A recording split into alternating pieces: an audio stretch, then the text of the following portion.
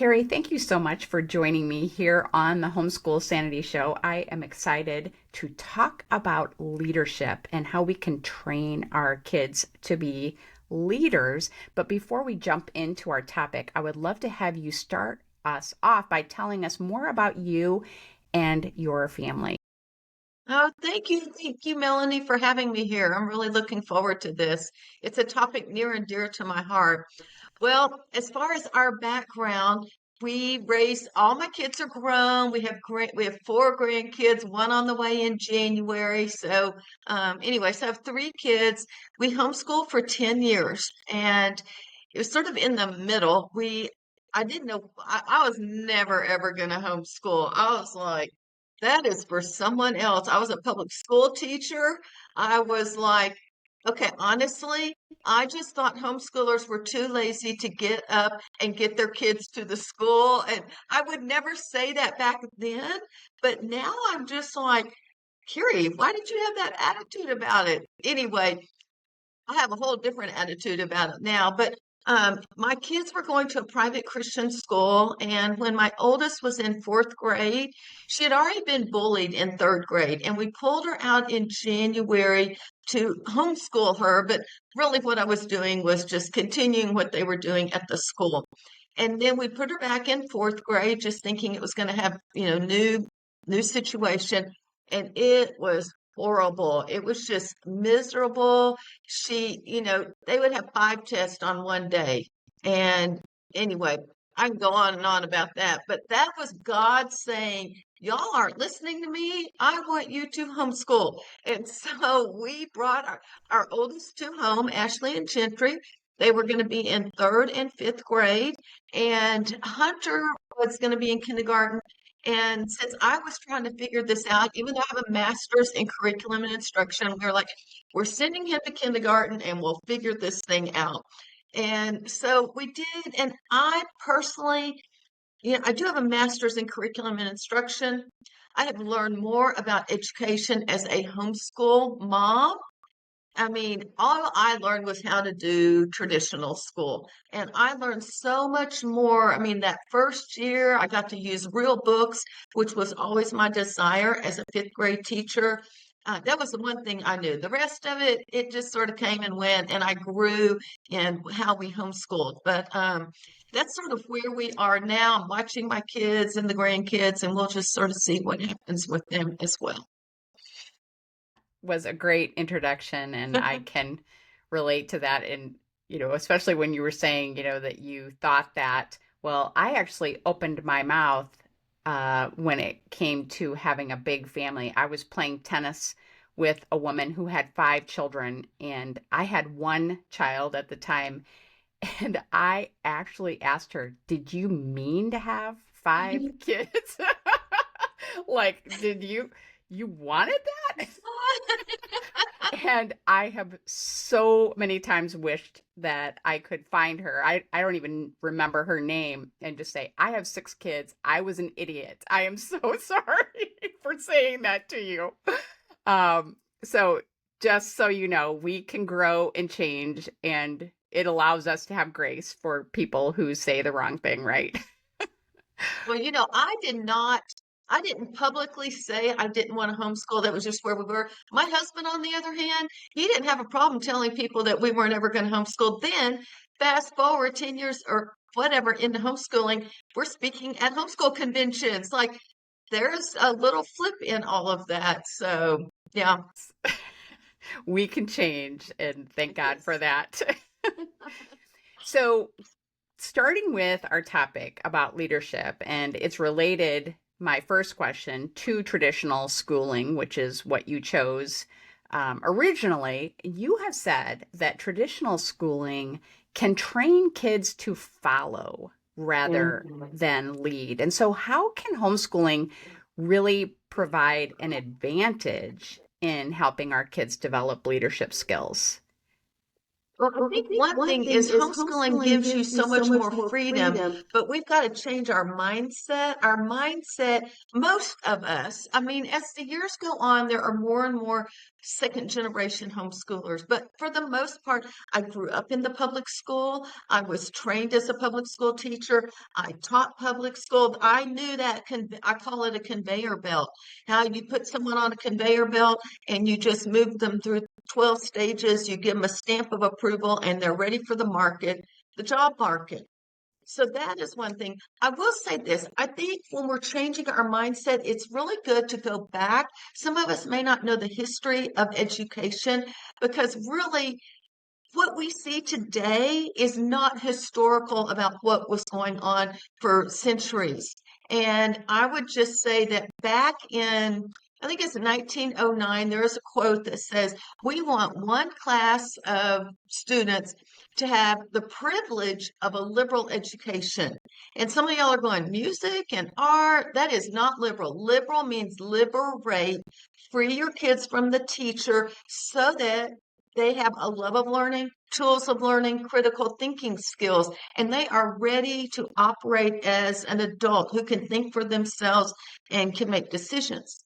But the quote goes on to say, we want another much larger class of necessity to forego the privilege of a liberal education. So even then, they saw it as a privilege and fit themselves to difficult menial tasks. So what they wanted is they wanted workers that did not think and they just followed. 1909, Woodrow Wilson, president of Princeton at the time. That is where it, not that where it started, but that's the beginning. But it took time. I would say 50s, 60s, 70s, a lot of changes, that they got going. And then you start to see a lot of those critical thinking type subjects and everything had disappeared. Like my mom tells me, I didn't take Latin, but my oldest sister did.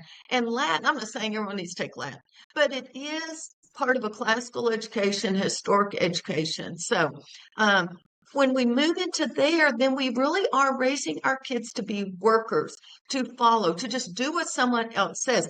It was the Industrial Revolution. They wanted people that just wanted to work. I mean, they just wanted workers. And so we need to take a step back and go, if I'm doing that, I really am just raising them to be followers. You have to make a decision to bring them to leadership education. And I personally think for us, we teach 4 steps in this in homeschooling. One, it starts with mom. So, mom, really seriously, you're the one. You can't just say, I want this and go tell the kids to do it. You have got to like it needs to become a part of who you are. And that's what happened with me when I moved in leadership education.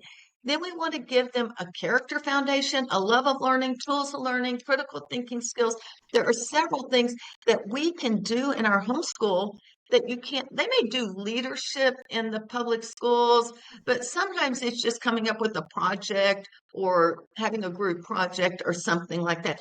And I'm not trying to poo-pah everything with traditional schools. I just see there are, sometimes people are going to just go, say, to a private school. And a lot of times that's a traditional model as well. But we need to change our mind. We need to start with mom and then take advantage of the freedom we have. That's very good. And I would say almost everything, and it's kind of unfortunate, but almost everything that we want to teach our kids, we have to start with ourselves, especially when it comes to, I think, motivational issues, character issues. Yes. Maybe you don't have to study physics. I honestly never did. I didn't teach physics to my kids. I had them using curriculum that taught them. Um, but when it comes to leadership, that makes total sense to me. And you mentioned, as you were sharing there, that it's important that we teach kids how to think critically and to make decisions. Can you give us some practical ways that homeschooling parents can help their kids develop these skills? Definitely. I would start just with decision making, although I think that's something they're going to grow into, especially as older kids. But one, let them make a decision. Don't tell them everything to do. Even if it's, do you want orange juice or apple juice? I had a child that would go, I don't care. Anything. I said, do you want peanut butter or ham and cheese? I don't care, And so, and do this, I wouldn't say now, but in that child's 20s, was like, Mom, would you please pray that I could make good decisions? I mean, it was just the innate who that person that was. So that's okay, but continue to give them a chance to make some decisions. And I think this goes along as your kids get older. Some of that's sort of silly, but like let them choose what book they want to read. We would be studying history and we would have a book that they were going to read, but for as far as their quiet time when they read, I'd say here's these books. You pick what you want because I wasn't just going to open it up to everything in the library, but give them, especially younger kids, some limited options and that you approve of in whatever it is. I believe as your kids get older, especially as you're moving in junior high to high school, and that would be letting them take some ownership in what they are doing.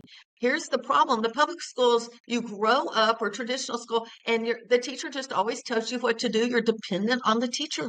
You really don't learn to make decisions.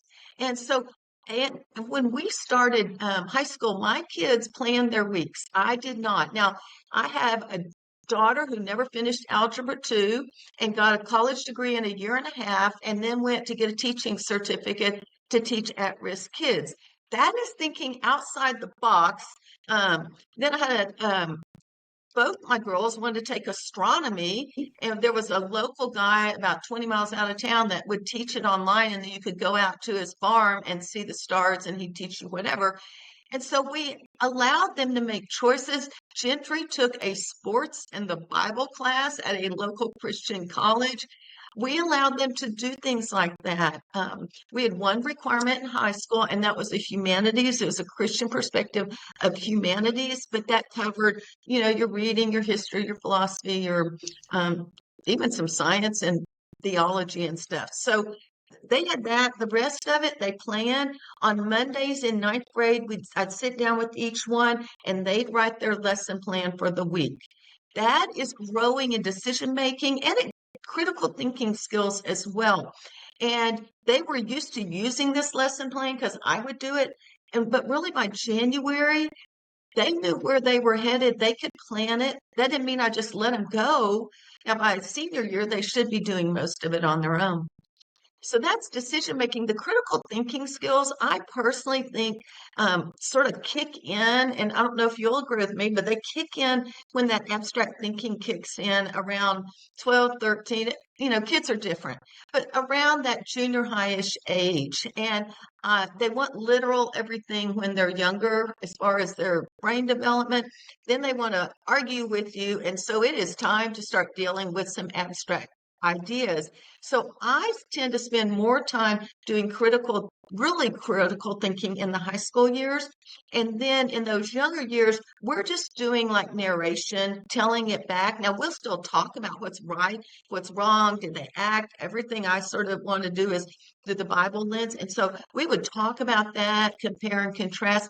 But when they got to high school, we used a read, write, discuss method. So every day they read part of a book, and I was reading the same book with them. Every day they wrote in a reading journal, one page, that's it, not for writing, grade, just write about it. Don't tell me the story again. Write about it. That means they have to start thinking how, why, how to compare this person, that person. And you have to sometimes help them to get started. And then once a week, we would do discussions on that book. And we did all sorts of discussions, especially sports at the dinner table, and they all have very strong opinions. So we learned to communicate and persuade as well. But those are just some thinking skills and some making decision ideas. That's excellent. Really, really excellent. And it seems like those, decision making, critical thinking, they're related to kids taking responsibility. I mean, you can't be a leader unless you take responsibility. So can you share with us some examples of some age appropriate responsibilities that we Yeah, could assign to our kids that will help them develop those leadership skills? yeah, that's a great question. One, I would say I'm going to skip up to the older kids. One is they need to take responsibility for their own education, and it's not you. So I had a daughter who did distance learning. Like I said, got a degree in a year and a half. I had another daughter. We were moving back to Texas, and she knew what she needed to do to go to Texas A&M. So she did not like math, but she did it just because she knew she had to do that to go to Texas A&M. I had a son, and I didn't tell this part of my story. In 10th grade, we did put him back at a private Christian school. It was me, oh my goodness, that whole summer. I was like, God, really, really, really. There was no space for him. So we really didn't have to make a decision. But finally, we are like, okay, we'll put you on the waiting list. And the day we went up there the week beforehand, she says, oh, come on in my office. I'm like, okay. And she says, let me see. Someone dropped out last night, so there's a place for Hunter. And I'm like, okay, God, I get the point. So, there are times that we did not homeschool those older kids. They do need to be able to take ownership. And even within that private school, I will say this, there was a very strong classical, and there's a lot of responsibility that they had to do on their own. So we did teach study skills, time management skills, and all three of my kids are like, Mom, thank you. My friends that went to whatever school did not, like one of my Gentra's like, yeah, she was a sophomore, junior in college and says, thank you so much for what you did. My friends were not prepared at all for college. And not just to study for class, but just to manage their time and organize their time. That is part of responsibility. And if you're telling them, okay, from 10 to 10:30, you do this, and high school, they better be able to figure that out on their own. And if not, you walk with them and help them. But hopefully, you've been doing that since the beginning. With some of the younger kids, I would say responsibilities, I would encourage them on service, finding ways to serve others. I personally think servant leadership is really right up there, top of the line when it comes to leadership. Even a toddler, when you have someone over for dinner, can go put their toys away and become responsible for their toys. For our kids, they like to bake. So sometimes when we had people over, they would make dessert. We went on mission trips. So we had the freedom, and this was not necessarily in the summertime. It was whenever that mission trip was happening. So we did have a lot of freedom. So I think with the younger kids, I would go back to just really finding ways to help them serve and then assume some responsibility. Sometimes as a family work together as they get older, doing that more on their own. So good. And, there are many examples of just small tasks that you can assign a child. It doesn't have to be like this lofty leadership role as you're suggesting here. I mean, even just saying, you're in charge of this chore, you're in charge of making sure the dog gets fed or walked or whatever. And, it's training for leadership because leadership isn't always glam and and glitz, that's for sure. So I love that you're emphasizing servant leadership. The one thing that immediately crops up, I think, when we talk about raising leaders, training leaders, is there are parents who have kids who just, they're not leaders. They just don't seem to be natural leaders. I definitely had kids like that. Either their kids lack confidence or they just don't have the desire to take initiative. So, how can we as parents nurture relationship qualities in a reluctant child? Well, it's interesting you use the word nurture because one of the things that I teach my moms in our leadership course is there's different stages of mentoring, and it starts with nurturing, then it goes to teaching, and then it goes to coaching, which is sort of what I've been talking about. When they're young, And I think about baking cookies with my kids when they were little. I did most of it. They dumped something in or stir or whatever, but they certainly weren't going to put those cookies in the oven. So I was doing most of the work. They were watching and I was modeling. So I think again, it goes back to we need to be modeling. What does it look like to be a leader? And I would like to say this. Some people think leadership is just being the mayor of the city or head of the elder board or CEO of a company. John Maxwell says leadership is influence, nothing more, nothing less. And he's written a gazillion books on leadership, Mr. Expert on it. Leadership is influence. And so we do need to take a step back and go, how are our kids influencing? Can we raise them to simply influence those around them? Moms and dads, you are leaders in your home. You need to be modeling how do you influence your kids? How do you influence those people that you come into contact outside your home? Like again, it's not this necessarily big role. There are people with really big roles and teams and all of that. And yes, we can prepare them, I think, especially as they get older. But with those kids that are reluctant, let's say, I would say you need to stay in that nurture stage until you're ready to maybe teach them the next step in leadership.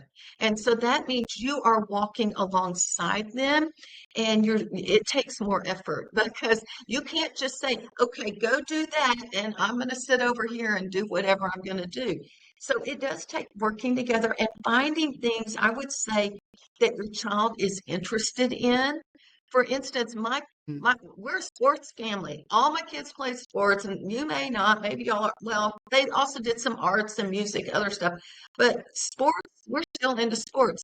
So if it is sports, and let's say you've got a 9-year-old that's a reluctant leader, maybe you could see if they could volunteer with the T-ball team, even if that's just sitting on the sideline with the kids, keeping them sort of from crawling up and down the fence in the dugout. But find something that your child is interested in and then sort of pursue that, or find something that y'all are doing as a family and pursue that as well. I do want to say one thing, and I've said this, I've alluded to this. I do think nurturing, then we move to teaching. That means you're teaching them something and letting them do it, and you're checking it. Coaching is so different, but in high school, and that's what we ended up doing, we coached. I have never seen a coach go in and throw a touchdown or hit a home run. They are on the sidelines. They have prepared their kids with the strategies, the tools, the technique, everything they did. They got a game plan. My question to you in high school, are you preparing your kids for the game of life? And that's where you coach and you're going to have to let go. And that means they may fall on their face, some relationship wise, academic wise, you just never know. But you're with them, especially those last 4 years, to walk with them and help them pick themselves up or go to God or whatever they're going to do to move forward. Mm, so good. I love everything that you said there and completely agree. So, Carrie, you have a lot of resources to help parents who want to foster their kids' leadership skills. Can you tell us about some of those resources? Oh, definitely. Um, our two main resources, and we have all sorts of things depending on where you are with your kids.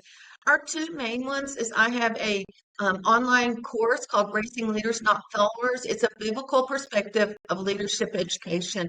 And I wrote it because there's leadership education, but at the time it wasn't from a biblical one. And so my people didn't want to read it. So I was like, okay. So then I had to figure all this out and try to put it in biblical perspective. And so that's one reason I did that. It's a 6-week course. I opened it up in March, May, because summertime is a great time for moms to learn and grow. And then at the end of summer to start a fall class. And so that's something that's all online, and we meet at different times and we cover all these different concepts, and it's dripped out over 6 weeks of time. I will say, moms, you make something and you're like, okay, is this really worth it? But when I have moms saying, oh my goodness, you just changed the way I think, and my kids love their new teacher. And I was like, oh, wow, thank you. That was exciting. So that's one. And then number two, and I'm not sure exactly when this will come out, but sometime in the next few weeks, we host an annual event, Life Skills Leadership Summit. I know Melanie is going to be one of our speakers there. And we have two tracks, a leadership track and a life skills track. And part of life skills is the leadership, but since I'm passionate about that, we just decided to put both of those together. It is a 5-day online event, completely free.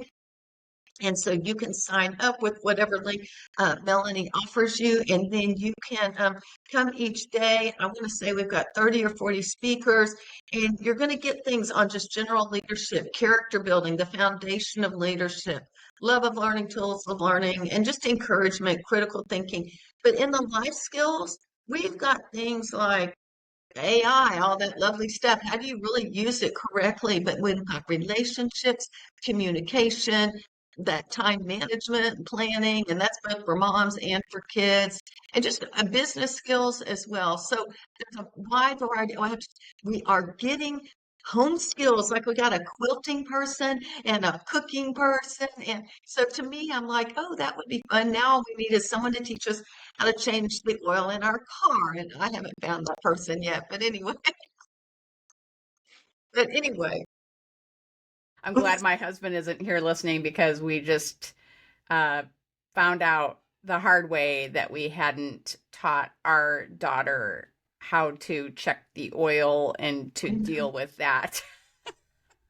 okay. Fortunately, the car wasn't destroyed, but it could have been. It was close. But you make a good point. Even if you don't know how to change the oil, you should know how to check the oil. And Right. those are things that we do need to be teaching our kids so that they are ready. But oh my gosh, I know I've goofed on so many things, and I'm like, okay, guess you learn some of that when you get out of the house. For sure. Okay, so I'm going to share the link in the show notes to the Leadership and Life Skills Summit. But where can people find out about your leadership course and connect with you online? Well, I have a website, howtohomeschoolmychild.com, and it has everything. You could go to the shop area. You'll probably, if you're listening to this right now or when it publishes, the leadership course will be a wait list. So you just sign it up. But probably in 2 or 3 weeks, we're going to open it up. We'll have a whole week of extra bonus items when you sign up.